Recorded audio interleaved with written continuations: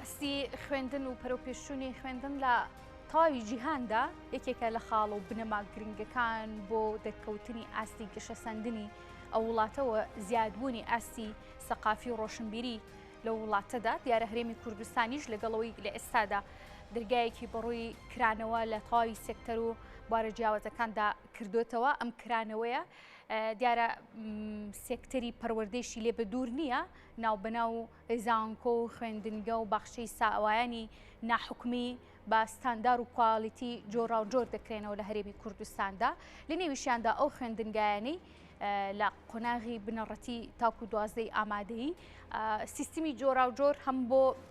خوێندن پێڕەو دەکرێت بە حکومی و ناحکومیەوە و شێوازی وتنەوە و تاقیکردنەوەکان و کۆمەڵێک ڕێکاری دیکەش لەنێ ئەم خوێندنگانەیە پێڕەو دەکرێت لەسەر ئاستێکی گشتی وەکو پەروەردەی هەرێمی کوردستان وەکو حکومەت کۆمەڵێک یاسایشەیە کە لە کاتی تاقیکردنەوەکاندا لە بەرچاو دەگیرێت پێویستە خوێندنگاکان و خوێندکاران و مامۆستایانیش پێوەی بابەن بن.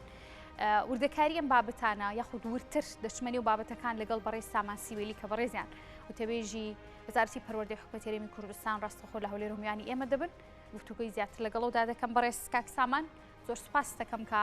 ئامادەی لە کورسات نیوز و لە بەرنامەکەی ئێمەیە سەرەتا دەمێت بزانم لە ئێستادا و لەم دوو ساڵێ واتە 2022-2023 ئاستی خوێندن لە هەرێمی کوردستاندا چ گۆڕانکاریی بەسەردا هاتووە؟ بەڵێ سپاس هەوی خان سڵاو لە بەڕێزت لە بینەرانی خۆشەویستی کەناڵی کورسات نیوز بێگومان حتمما ئەگەر ئێستا دراسەیەکی واقعی پەروەردە لە هەرێمی کوردستان بکەی و بەراوردی بکەی بە چەند ساڵی پێش ئێستا گۆڕانکاری و وەرچەرخانی زۆر گەورە ڕوویداوە لەسەر ئاستی هەم ڕاهێنانی مامۆستایان هەم گۆڕینی و گۆڕانکاری لە پرۆگرامەکانی خوێندن هەم لە بەشێک لە ژینگەی قوتابخانەکان کە گۆڕانکاری باشیان تیا کراوە هەم لە هەندێک ڕێسا و یاسا کە ڕێنمایی کە بەردەوام بە پێی پێویستی خەلەل و کەلێنەکان ڕێنمایی دەردەچێت و دوجاریش وەک بە ڕێسان ئاگادارن یاسایەکی نوێ بۆ یەکەم جار لە هەرێمی کوردستان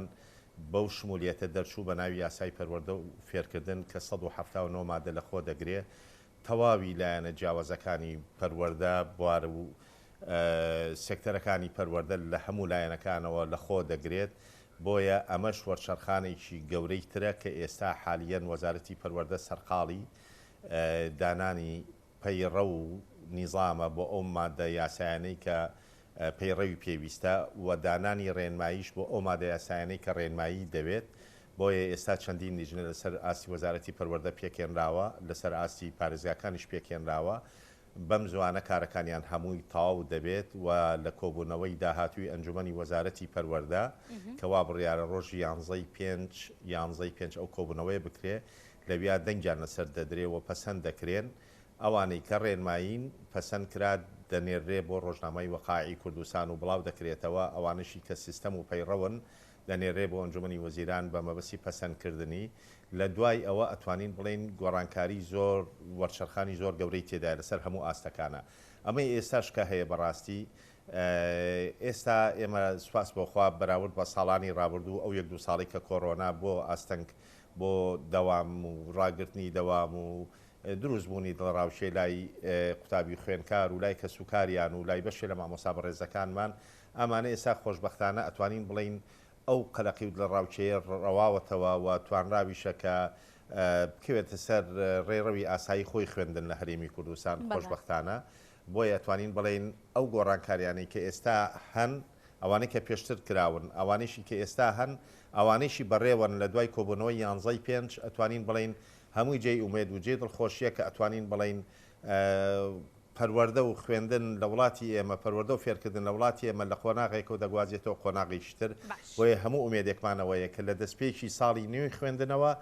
گۆڕانکاریەکان هەمووی بکەوێتە سەر سکەی خۆی و زۆر گۆڕانکاری تر ئینشاءالله موژدەبەخشە بێ بۆ هەموو لایەک. باشە کاک سامان وردەکاری کۆمەڵێک بابەت باس کرد کۆمەڵێک گۆڕانکاری بۆیە پێم خۆشن بۆ قسەکانە پێ ببڕم بەڵام ئەگەر سەرەتا لە خوێندنگا ئەهلیەکانەوە ناحکومیەکانەوە دەست پێ بکەین لێسادا حکومەت هەرێمی کوردستان بە چ ستانداردێک کار دەکات بۆ کردنەوەی ئەم خوێندنگایانە چ لە قۆناغی بنەڕەتی و دواتریش کە دەچنە نێو قۆناغێکی نێو جیاواز کە ئەویش ئامادەیە واتە 11 و 12 میکانیزم و سیستمی ئەمان چ جیاوازیەکیە لەگەڵ حکومەکاندا؟ بێگومان جیاوازی هەیە. ئێمە یەکەم جار ڕێنمایی ژمارە 3 ساڵی 2020مان هەبوو بۆ پێدانی مۆڵەت بە قوتابخانە و خوێندنگە و پەیمانگا و باخچەی ناحکومی. پاشتر ئەوە هەموار کرایەوە ڕێنمایی ژمارەیەکی ساڵی 2021 لێ کەوتەوە. لە پاش ئەوە لە دوای دەرچوونی ئەم یاسایە کە لە مانگی دوی ئەم ساڵە لە ڕۆژنامەی وەقایعی کوردستان بڵاو کراوەتەوە، لەو کاتەوە ئیتر ئەتوانین بڵین کار بە هیچ ڕێنمایی و یاسایەک ناکرێت کە پێش دەرچوونی ئەم یاسایە دەرچووە. بۆیە ئێستا یەکێ لەو لیژنانەی کە ئاماژەم پێدا لە سەرەتایە تایبەتە بە نووسینەوەی ڕێنمایی تایبەت بە مۆڵەتدان یاخود بە ڕێخستنی خوێندنی کەرتی ناحکومی. بەڵێ لە هەرێمی کوردستان بە پێی یاسا ڕێکخراوە و کۆمەڵی ڕێنماییان هەیە لەسەر شێوازی بینا، شێوازی وەرگرتنی قوتابی، خوێندنەکەیان، پرۆگرامەکانی خوێندنیان، تەنانەت کرێی خوێندنیان، تەنانەت ژینگەی خوێندنیان. بە پێی ئەو ڕێنماییە هەر کەسێک ئەو مەرجانەی تیابێت کە یاساکە دیاری کردووە و ڕێنماییەکان دیاریان کردووە مافی مۆڵەت وەرگرتنی هەیە. پاشتر ئێمە تیممان هەیە لەسەر ئاستی پارێزگا و پارێزگاکان و ئیدارە سەربەخۆکان و لەسەر ئاستی وەزارەتی پەروەردەش ئەم تیمانە بۆ چاودێری ئەو قوتابخانانە زوو سەردانەکەن، چاودێریانەکەن لە هەر شوێنێکە کەم و کوڕی لە جێبەجێکردنی ڕێنماییەکانە هەبێت یاخود خۆتزیینەوە لە جێبەجێکردنی بەرپرسیارەتیەکانیانە هەبێت، ئەوە غەرامە دەکرێن و سزای زۆر توندیش دەدرێن هەتا ئاستی مۆڵەت لێسەنەوە و داخستنی ئەو ناوەندە پەروەردەیە، ئەو ناوەندە خوێندنە. بەڵام پێشتر دیارە ئاگادارکردنەوە هەیە، دواتر سزای مادی هەیە لە 10 ملیۆنەوە هەمانە هەتا 150 ملیۆن دیناریش هەبووە کە ئەمانە سزا دراون و ژمارەی زۆریان سزا دەدەین. بۆیە مافی هەر کەسێکە بیاوێ بزنس بکە لە بواری پەروەردەدا بە مەرجێک ڕەچاوی پرەنسیپە پەروەردەیەکان بکە. واتە ئێمە ڕێگە نادەین کەسێک بێت تەنها لە پێناوی لەژێر چاودێریە بن بە بەردەوامی. تەمان هەر بۆ زانیاری جەنابتان لە بەڕێوەبەرایەتی گشتی پەروەردەی پارێزگا و ئیدارە سەربەخۆکان بەشێکەیە لەوێ بە ناوی بەشی خوێندنی ناحکومی. ئەمانە ڕاستەوخۆ متابعە و بە دووادەچوونیان هەیە. سەرپەرشتیارە بەڕێزەکان ئەوە یەکێ لە ئەرکەکانیانەوەیە چاودێری قوتابخانە و باخچە و پەیمانگە ناحکومیەکانەکەن. لە هەمان کاتیشا تیمێک لەسەر ئاستی وەزارەتی پەروەردە سەردان دەکا بەردەوام. بۆیە لە هەر شوێنێک ناتەواویەک خەلەلێک خۆتزیینەوەیەک لە جێبەجێکردنی ڕێنماییەکاندا هەبێ ئەوە بێگومان لێپرسینەوەیان لەگەڵدا دەکرێت و سزا دەدرێت. کاک سامان هیچ بڕیارێک هەیە بۆ ئەوەی کە لە نێو زانکۆ یاخود لە نێو خوێندنگە بنەڕەتیەکاندا مەبەستم 1 و 2 3 تا 4 بنەڕەتی لە ئەهلیەکاندا کە دەستکراوە بن یاخود ماف درابێت بە ڕێگە پێدانرابێت بە بەڕێوەبەری خوێندنگاکان کە تاقیکردنەوەی کۆتایی ساڵ ئەمانی کرد دیارە بەرئەنجامی پرس و زانیاریەکەوەی کە بەدەست من گەیشتووە لە یەکێک لە نێو زانکۆ یاخود لە نێو خوێندنگە بنەڕەتیەکاندا ئەهلیە ئەم تاقیکردنەوەی کۆتایی ساڵ ناکرێت. خاتون یەکەم بڕوان ناکەم لەگەڵ ڕێزمەوە زانیاری ڕاست بێت. دووهەم ئەگەر سیستەمی نێودەوڵەتی بن سیستەمی نێودەوڵەتی خازانین بۆ ڕێنماییەکانی وەزارەتی پەروەردە. سیستەمی نێودەوڵەتی ئەتوانین بڵین سربەخۆییەکیان هەیە. ئێستا جەنابە دەگەم ملاحەزەکەی ئەو ڕۆژانەی پشووی فەرمیە لە هەرێمی کوردستان نێودەوڵەتیەکان قوتابخانە نێودەوڵەتیەکان ئەوانە دەوامەکەن، یعنی سیستەمی ئەوان جایە، ئیمتحاناتیان جایە، هەموو شتێکیان جایە. بۆیە ئەمە ڕەنگە بەپی خصوصیەتی خۆیان ئەگەر شتی وا هەبێ لەوێ ببێ. بەڵام لەناو ئەو قوتابخانە ناحکومیانەی کە بە سیستەمی وەزارەتی پەروەردەی حکوومەتی هەرێمی کوردستان ئەخوێنن و هەمان پرۆگرامی ئێمە دەخوێنن نەخێرەوە بە هیچ جۆرە شتیوانە هەڵسەنگاندن بۆ بازنەی یەکەی ئیمتیحانمان نییە. ئێمە لە قوتابخانە حکومیەکانیشی ئیمتیحانیان نییە پۆلی 1 و 2 3 بنەڕەتی قوتابخانە حکومیەکانیش لە چوارەوە هەیە نەخێر 1 و 2 3 هەر ئیمتیحانی نییە. شتێکی هەیە پێڵێن هەڵسەنگاندن هەیە لە پۆلی چوارەوە ئیمتیحان دەست پێەکە. بۆیە ئەوە فعلەن ئیمتیحان ناکرێن بەڵام هەڵسەنگاندنیان بۆ ئەکرێ. بەڵام لە پۆلی چواری بنەڕەتیەوە تاکو 12 ئامادەیی پێوترێ ئیمتیحان تاقیکردنەوەکردن بەڵێ ئەو ئەو لە قوتابخانە حکوومیەکانی شوایە دیارە بە زیاتر لەسەر چواری بنەڕەتی تاکی دەکەم کردەوە کاک سامان دواتر ناوی خوێندنگاکە ئەگەر پێت باش و پێت دەڵم بە دووادا چونێک بۆ بابەتەکە بکەن بەخۆشحاڵیەوە بەڵێ بەخۆشحاڵیەوە کاک سامان لە کاتی تاقیکردنەوەکان بە بەردەوامی سەروبەندی تاقیکردنەوەکان دێت ڕاستەوخۆ دەزانین کە وەزارەتی پەروەردەی حکوومەتی هەرێمی کوردستان ڕاستەوخۆ دێتە سەرخەت کۆنفرانسی ڕۆژنامەوانیش ساز دەکەن ڕاگەیەندرایان دەبێت کە بە وریاییەوە مامەڵە لەگەڵ ئەم قۆناغ هەستیارە و لە نێو تاقیکردنەوەکانە بکەن ئەویش چۆنێتی دیاردەی دزی و خەشکردنە ڕنگارە جۆرا و جۆرەکانیەتی ڕەنگە تەنها دوانزەی ئامادەی نەبێت کە ئەمی تێدا بەدی دەکرێت بەڵکو لە قۆناغەکانی دیکەشا بێت ئەم بابەتە بۆ ئەم ساڵ چۆن ڕێکاری تونند و یاسایی گیراوەتە بەر بۆی ئەمە هەم لەلایەن خوا نەخواستە لەلایەن خوێندنگاکان و مامۆستاکانەوە ڕەچاو بکرێ و لەلایەن خوێندکارانیشەوە سزاکان چی دەبن بۆ هەردوولا بەڵێ بێگومان وەک بە ڕێزە دامەژێت پێدا هەموو ساڵێک ئێمە ئەو لە سەروەندی تاقیکردنەوەکان و لە ئەسنایی تاقیکردنەوەکانیشە تا کۆتا ڕۆژ ئێمە بە وردی چاودێری دۆخی بەڕێوەچوونی ئەزمونونەکانەکەین هەڵبەتە بە هاوکاری دەستگاکانی ئاسایش و پۆلیس سەر بە وەزارەتی ناوخۆی حکوومەتی هەرێمی کوردستان کە بە سوپاسەوە هاوکارمانن هەموو ساڵێک بۆیە بۆ ئەم مەبەستە ئێمە بۆ دووهەم ساڵە لەسەر یەک وەزارەتی پەروەردە تیمێکی باشی ئامادە کردووە لەسەر ئاسی وەزارەتی پەروەردە کە لەگەڵ پرسیارەکاندا شەوان دەردەچێت بۆ هەموو قەزاکانی پەروەردەی قەزاکان لە هەرێمی کوردستان مەسەلەن ئەو تیمە لە وەزارەتەوە لەگەڵ پرسیار دەڕوا دەچێتە چوارتا بۆ پەروەردەی شارباژێر دەچێتە ئاکرێ لە دهۆک دەچێتە مەسەلەن قەزای ئامێدی لە پارێزگای دهۆک دەچێتە قەزای خەبات لە هەولێر دەچێتە شەقڵاوە دەچێتە کۆی پارێزگاوی دارە سەربەخۆکان نزیکەی 37 پەروەردە قەزامان هەیە بۆ هەر هەمویان جگەل لەوەی بەڕێوەبەری گشتی پەروەردەی پارێزگا دێت لەگەڵ نوێنەری ئەزمونونەکانی پارێزگا کە لیژنەی لەقی ئەزمونونەکانی پێوترێ ئەوان سوالی سلامەکەن لەگەڵ پیاوانی پۆلیسا لەگەڵیشیا هاوکات نوێنەری وەزارەتیش تیمێک لەگەڵیان دەردەچێ ئەمە تەنها وەکو سکیوریتی وەکو لایەنی ئەمنی وەکو پاراستنی سەلامەتی گەیاندنی پرسیارەکان بۆ بەردەستی قوتابیان و خوێندکاران بە سەلامەتی بەبێ ئەوەی مەترسی دزە پێکردنی پرسیار تەسەڕوبکردنی پرسیار کڕین و فرۆشتن بە پرسیار کە سوپاس بۆخوا ئەمانە بەو ڕێ و شوێنە ئەمنی و توندانە هیچ مەترسیی لەسەر نەماوە ئەمێنێتەوە هەوڵی مەسلەی غەشکردن مەسلەی قۆپیەکردن مەسلەی ئەو کەسانی لە دەرەوەی مؤسساتی پەروەردە لە ڕێی تۆڕە کۆمەڵایەتیەکانەوە هانی قوتابیان و خوێندکارانە دەن بە ناوی ئەوەی جیهازیان هەیە سوودی لێ بێنن بۆ غەشکردن بۆ ئەوە ئێمە هەمیشە لە ڕاگەیاندنەکانی خۆمانە ئاماژەمان بۆ داوە کەس نەکەوێتە ژێر داوی ئەو بابەتانە چونکە هەموو قوتابیە پشکنینی بۆ ئەکرێت هەر ئامێرێ لەو ئامێرانی بۆ بکرێ ئەو قوتابیە بە کەوتوو حسابە بێ ئەو ساڵ لە هەموو مادەکانە بە کەوتوو حساب دەبێ ساڵێکی دەفەوتێ و هەر کەسێ لەو کەسانێکی بازرگانی بەم ئامێرانەوەکەن لە دەرەوە خۆشبەختانە هەموو ساڵێک کۆمەڵێکی باشمان لێ دەستگیر کردوون و ڕادەسی یاسا کراون و ئێستا حالیان لەم ساڵیشا کۆمەڵێک خەڵکە بووە کە ئەو هەوڵانەی داوە لە دەرەوەی مؤسسات کە بانگەش بۆ حاڵەتانە ئاکەن ئێمە لێرەوە سوپاسی هەموو دەستگاکانی ئاسایشی کوردستان لە هەموو پارێزگاکانی کوردستانەکەین کە زۆر هاوکارمانن لە دەستنیشانکردنی ئەو کەسانە لە دەستگیرکردنیان و لە ڕادەستکردنیان بە دادگاکانی هەرێمی کوردستان بۆیە ئەمە بەنسبەت ئەو سەبارەت بە یاساکە ئەگەر جەنابتان تێبینیتیان کردبێ پێش چەند ڕۆژێک ڕاگەیاندنێک هەبوو لە وەزارەتی پەروەردەوە بەنسبەت هەر کەسێک هەوڵی دزە پێکردنی پرسیار یان فرۆشتنی پرسیار کڕین و فرۆشتنی پرسیار یا ببێتە هۆی دزە پێکردنی پرسیار ئەوە حکمێکی بەپێی ئەم یاسا تازەی ئاماژەمان پێکرد 3 ساڵ حکومە درێ ئەگەر فەرمانبەری وەزارەت بێ غێری وەزارەتی پەروەردە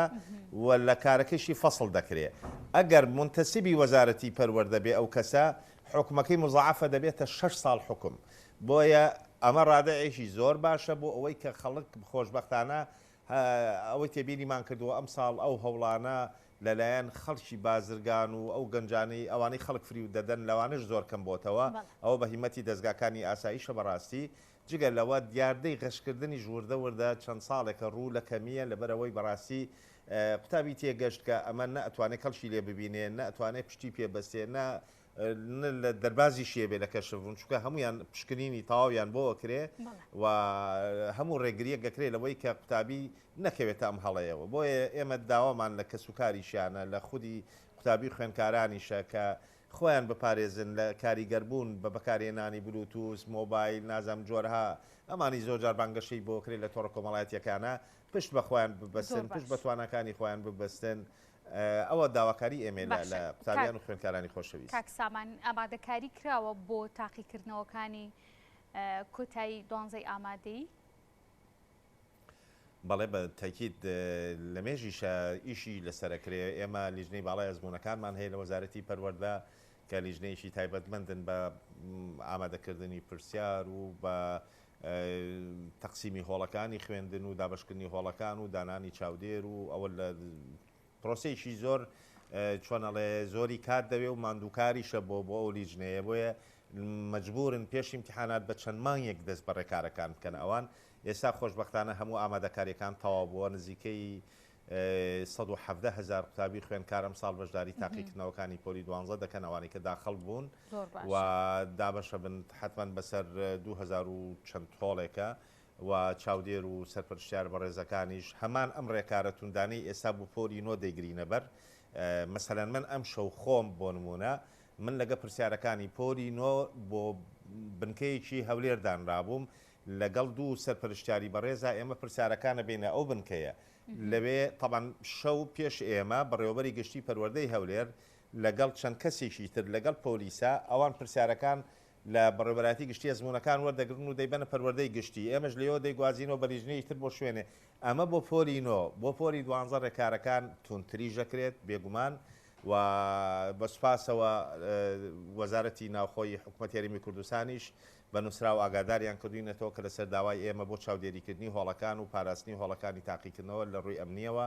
و داواش لە قوتابیان و لە خوێندکاران و لە کەسوکاریشیانەکەین ڕێنماییەکمان بڵاو کردوتەوە لەم چەند ڕۆژایە ئەبێ خۆیان بە دوور بگرن لە بەرپەرشدانەوەی هەڵە بەرامبەر مامۆسایانی بەڕێزی ئێمە بەرامبەر چاودێرانی هۆڵ بەرامبەر سەرپەرشتیارەکان مەسەلەن هەڵە بکەن یاخود خوا نەخواسە ڕەفتاری نەشیاو بنوێنن ئەمانە بە هیچ جۆرێ لێخۆشبوونی نییە و ڕادستی یاسا دەکرێن بۆیە هەموو داوا لە هەموو لایەکەکەین کە لە چوارچێوەی ئەو ڕێنمایانی وەزارەتی پەروەردە بڵاوی دەکاتەوە پابند بن بە ڕێنمایەکان هەم قوتابی خۆشەویستەکان خوێندکارانی ئازیزمان مامۆسایانی بەڕێزمان سەرپەرشتیارە بەڕێزەکانمان هەموو ئامانجیشمان ئەوەیە کە تاقیکردنەوەکان بە نەزاهەت بە پاکژی ڕەفتی هەیە بە سومعی هەمومانەوە بەڕاستی یعنی ئەزمونێکی چۆنەڵێ لەسەر ئاستی وڵاتێکا بڕێوە ئەچێ لەبەرەوە ئەرکی هەمومانەکە بە هەموو توانایەکمانەوە بە نەزاهەت و بە پاکی